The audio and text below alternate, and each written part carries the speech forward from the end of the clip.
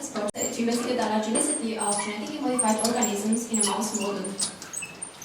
And our project started also due to a previous study published in 2005. And this study showed that the transgenic expression of the alpha amylase inhibitors in the peas lead to the synthesis of a modified form of the protein with altered antigenic properties. Because when it was administered to mice predisposed to alpha amylase inhibitor specific Th2 type inflammation and elicited immunoreactivity to other food antigens which were consumed at the same time. And important is that due to the finding of this study, Zero discontinued the development of the GMO peas. So DJ Higgins at Commonwealth Scientific and Industrial Research Organization in Australia produced these peas, which were modified with the gene for alpha amylase inhibitor 1 from the common bean and are therefore protected against damage by insects. It is an agrobacterium-mediated pea transformation. It is seed-specific and leads to high protein concentration in the host. In beans, alpha amylase inhibitor undergoes significant post-translational modification, including glycosylation and proteolytic processing, and this leads to the synthesis of a mature functional protein. And the structure of the native and different transgenic alpha amylase inhibitor was analyzed, and the result shows that the transgenic expression of this protein in XLP, in cowpea and chickpeas led to the synthesis of a modified form of this protein. And the structural differences between P and P's form of the alpha amylase inhibitor can be attributed to subtle differences in glycan and carbopeptidase processing of the beta chain, which is shown here in the new host plant.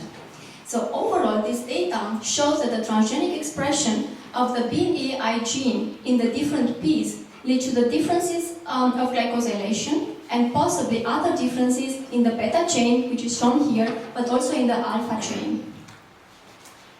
So therefore, our hypothesis is that alpha amylase inhibitor proteins which are expressed in AI GMOs are differentially glycosylated and are therefore more immunogenic and allergenic compared to the native bean AI.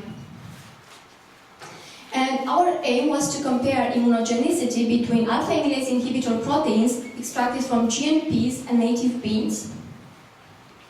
So to determine whether differences in the structure between native and transgenic protein alter immunogenicity, we immunized biopsy female mice with 10 microgram twice on day 0 and 21. We used native tender green bean protein and pinto bean and transgenic AI extracted from cowpea, XLP and chickpea without adjuvant.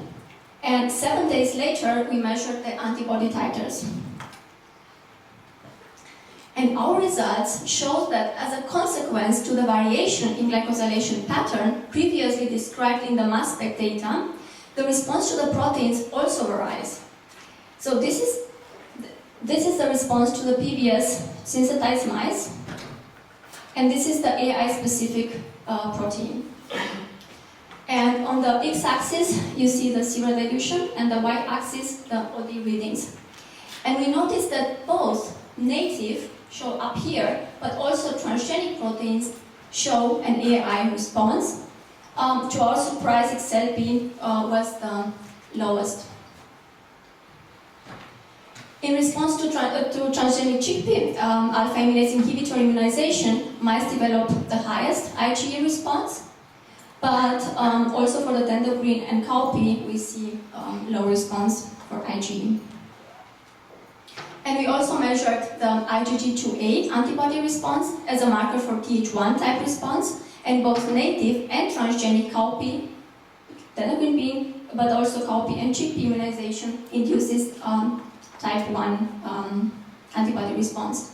So to conclude, there is no correlation between different glycosylation patterns and the immunogenicity of the alpha amylase inhibitors, and we cannot predict whether the transgenic protein will be more immunogenic just due to the differences in post-translational processing in the new host plant. In our lab, we previously developed a protocol in which we instilled antigen 6 times intranasally, and the animal developed allergic inflammatory lung disease. Using the same protocol, we aim to study the ability of the different extracted protein to initiate allergic response. And to investigate if genetic modification will increase allergenicity of the transgenic protein, we challenge again biopsy female mice 6 times with 50 microgram, again native tender green bean and pinto bean proteins, but also transgenic cowpea, XLP, and chickpea AI. And we investigate parameters for characteristic for Th2 inflammation, lung and airway inflammation, mucosal secretion, and serum-specific AI antibodies. First, we assess the airway eosinophilia in bronchoalveolar lavage fluid, and we observe that no matter if the protein derives from the native or from the transgenic piece, we see that all are able to induce eosinophilia in BAL, significant compared to PBS challenge mice. And the highest increase in eosinophils was due to the pinto bean AI challenge, but also XLP and chickpea were able to induce a high response, and the lowest response were received when we challenged mice with tender green bean and chickpea AI. And we see that these results do not really correlate to the previous results obtained in the immunization protocols.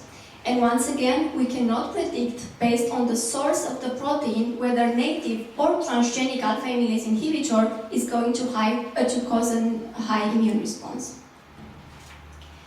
To further investigate AI-induced Th2 inflammation in lungs, we see that, once again, no matter if the protein were extracted from the native pinto or tender green bean or from the transgenic piece, we see an increase in lung eosinophilia compared to the PBS challenge mice, and correlating with the results in BAL, chickpea again induces the lowest eosinophilia response.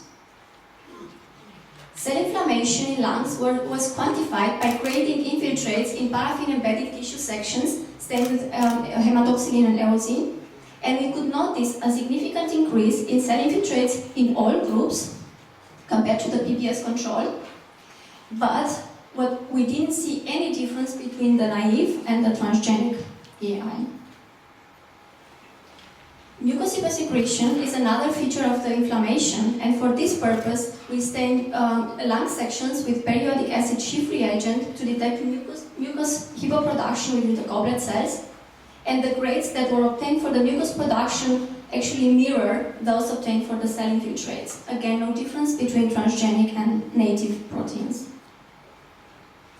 But interestingly, IgG1 levels for mice intranasally challenge was higher than when we immunized mice intraperitoneal, and the results indicate again that both native and transgenic alpha amylase inhibitor induces a high anti-AI IgG1 response in mice. Using repeated intranasal challenges, we see that native pinto bean, but also transgenic cowpea AI induces an IgE response, whereas in immunization protocol, we could hardly detect IgE for these two proteins. But in contrast, chickpea AI, which induces a high IgE response when administered IP, failed to show the same response when it was administered intranasally. And both tender green bean and XLP AI, using both protocols, failed to induce a significant levels of IgE. And the Th1 response induced using repeated intranasal challenges was more robust than the response induced by immunization protocol. And the challenges with all protein, native and transgenic, resulted in the induction of high levels of IgG2A. So to conclude, the antibody levels in response to intranasal administration were much higher, probably due to the dose of the instilled protein. And our results suggest that mice challenged with both native and transgenic protein developed anti-AI antibodies. And as for the systemic immunization, we can not predict whether the transgenic proteins will be more allergenic due to the differences in post-translational modification in the newly engineered crop. So our results fail to confirm the first hypothesis. With natural variation glycosylation occurs in both native beans but also in the transgenic beans. Glycosylation differences do not distinguish GMO and native proteins, and allergenicity may be linked to the change in glycosylation, but it is not linked specially to the GMO glycosylation. So to move to the second hypothesis, AI GMOs feeding induces allergy to the transgenic protein. And our aim was to test whether feeding with GMPs induces allergy in mice. To test this hypothesis, we fed biopsy female mice twice a week for 4 weeks with 100 milligram per ml seed meal of tender green bean and pinto bean, which were the native beans, GMPs, cowpeas and chickpeas, and isogenic controls. And we challenged them intranasally with respectively AI protein as in vivo readout for the T-cell priming that occurred during the feeding to AI. And 72 hours later, we measured the feature characteristic for the inflammation. And I would like to mention that the feeding protocol and the materials were similar with that used in the Prescott study. And the tender green bean is the source of the AI used for the P transformation, but due to the high levels of PHA, was not used in the previous study. And additionally, we added pinto bean to as a control to our experiments because this bean was used as a negative control in the previous study. So to analyze eosinophilic infiltration in airways, we performed bronchoalveolar lavage, and we collected airway cells for differential cell counts. And these are eosinophils percentages in airways from the GM cowpea and non-GM cowpea, GM chickpea and non-GM chickpea, GM XLP and non-GMP, and the control pinto bean, tender green bean, and PBS. And we fed these materials raw or we cooked them. So our results indicate that mice fed cooked seed meal show an overall decrease in eosinophilia, seen here, which compared to the mice which were fed raw materials. But however, feeding tender green bean and pinto bean, which were the native controls, despite that they were fed cooked, raw or cooked, they show a significant increase in the eosinophils in bulk compared to the PBS fed mice, and this response was even higher than compared to the XLP. And these results differ than those seen in the Prescott study.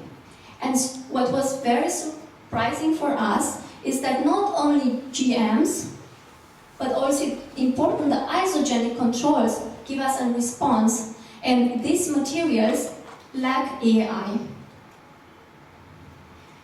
Now, increased lung eosinophilia and cell infiltrates are a preeminent feature of allergy, and therefore we quantified the percentages of eosinophils and graded the inflammatory cell infiltrates in lung parenchyma. And quantification of eosinophils and lung inflammation mirror the results obtained in airways.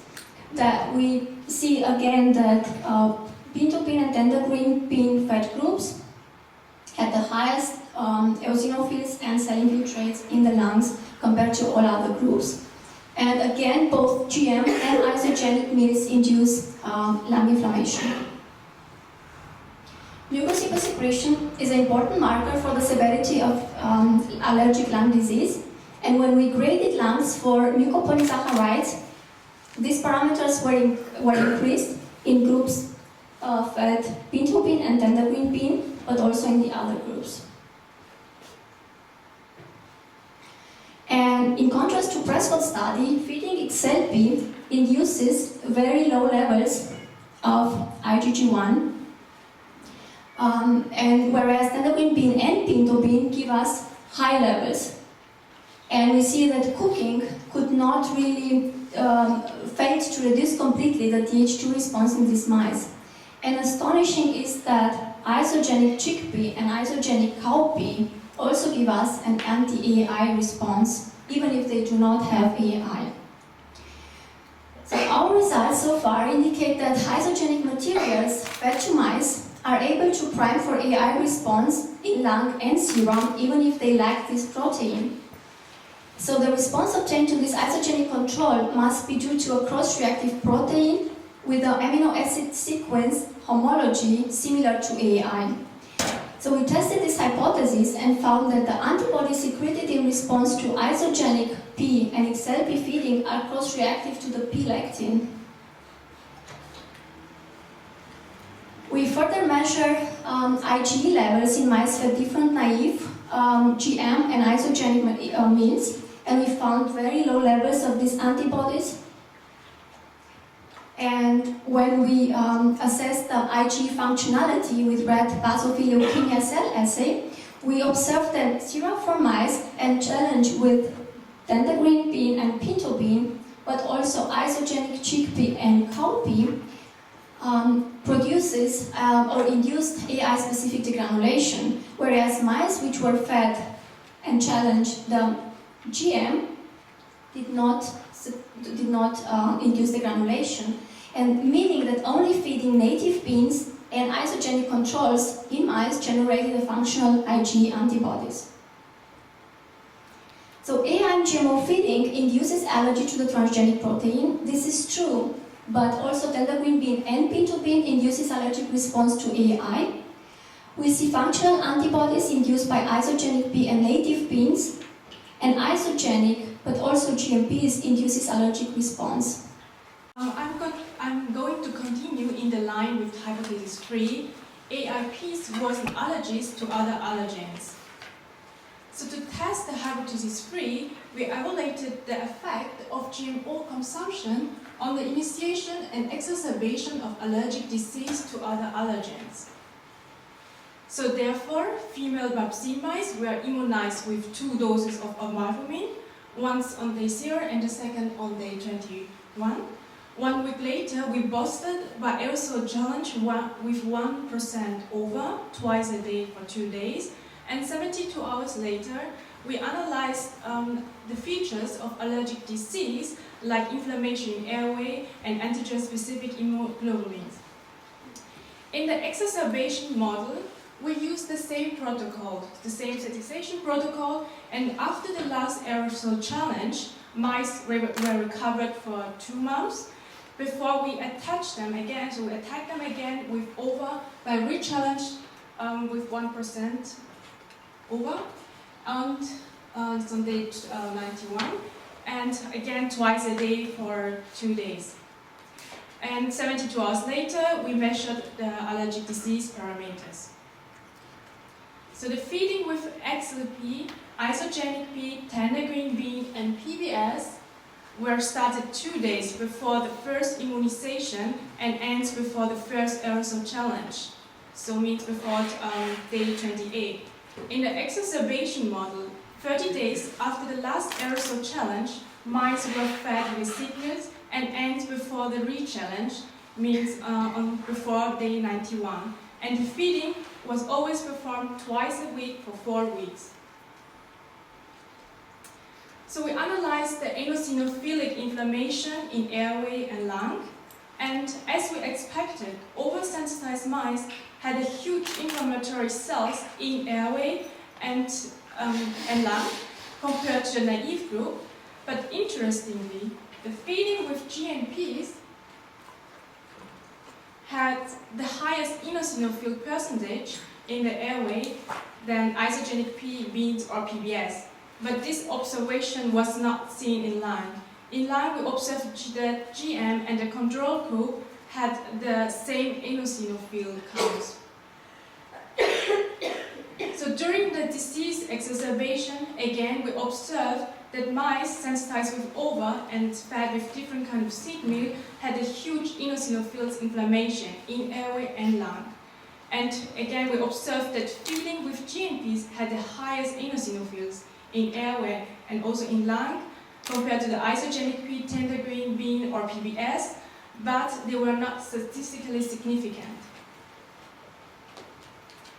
So next, we quantified the severity of lung inflammation by scoring lung tissue sections. The scored numbers were given from 0 to 3, where 0 indicated no inflammation, and the 3 maximum inflammation means the inflammation was spread out to the peripheral part of the lung. As in the previous result, we observed an enhanced cell infiltration in lung of mice immunized with over compared to the naive, and the feeding with GMPs had a higher score compared to the isogenic P's, beans or PBS, but they were not statistically significant. During the exacerbation, all feeding groups had similar severity of infiltrates. So this picture illustrates the lung section stained with hematoxylin and eosin from a healthy mice, so therefore there is no inflammation can be detected. But whereas during the acute disease, over-induced allergic mice had an elevated infiltration of inflammatory cells, which is indicated by the yellow arrows, and it's observed around the airways, as you can see here in PBS group, but also in mice, as in the lung of mice fed with beans, GMP, and isogenic P, but we could not detect any difference between these four groups. And during the exacerbation, the severity of the cell infiltrates was even greater. The inflammatory cells were spread out into the bronchial and perivascular part of the lung. We observed a huge cell infiltration in the PBS group, like here and here, but also in beans, when the mice were fed with beans, GMP, and isogenic P. But again, we could not detect any differences between these four groups. So next we measured mucus hypersecretion, which is another important feature of allergic disease.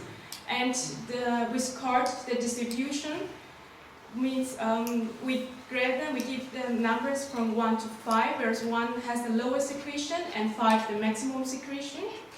So interestingly, in this result we observed that isogenic P-fed mice had the highest mucus secretion compared to the GMP-fed or tender green or PBS, but they were not, however, they were not statistically significant. And during the exacerbation, feeding GM and non-GM legumes had the same severity. So again, this is a picture which is showing lung section stained for mucopolysaccharide within the goblet cells in the epithelium of the lung. And this section is from a healthy mouse, and therefore you cannot observe any mucus secretion. But in an acute oversensitized mice, we observe a huge composition of goblet cells around the airways, which is stained in dark pink color, like here. Also in mice fed with beans, GMP and isogenic P. And we observed actually in isogenic P-fed mice a much more mucus secretion than compared to the other groups. And this observation was matched to our scoring, which I've shown you just present. And so during the exacerbation, we had even a greater mucus hypersecretion compared to the acute onset. So the mucus secretion could be seen in the epithelium of airways surrounded by the inflammatory cells. So we have here the mucus hypersecretion, and we are surrounded by the inflammatory cells seen in PBS, but also in bean and huge in the GMP-fed group and isogenic fed. But however, no differences could be detected, which matched also to our scoring. So to further, we evaluated the immune response to OVA. We measured OVA-specific IgG1 antibody, and we observed that feeding with GM did not influence the B cell response. So all groups, PBS, XP, isogenic P, and tender green B, in acute and also in exacerbation, had almost equal level of IgG1 antibodies in serum. Whereas over-specific IgE anti-production in mice fed with GNP, isogenic P, and native beans increased over the PBS control, less in acute but obvious in the exacerbation. But however, statistically, no differences could be detected between these groups. So taken together, these results indicated that GM do not enhance allergenicity to unrelated allergens in our mouse model. So our hypothesis 3, APs worsen allergies to other allergens, is false, because we observed that P feeding does not worsen allergic responses to egg allergen, Our feedings increased over specific antibody production, probably due to the lectins. And this study was also performed with genetically modified corn and we observed the same results. It was a corn effect, not a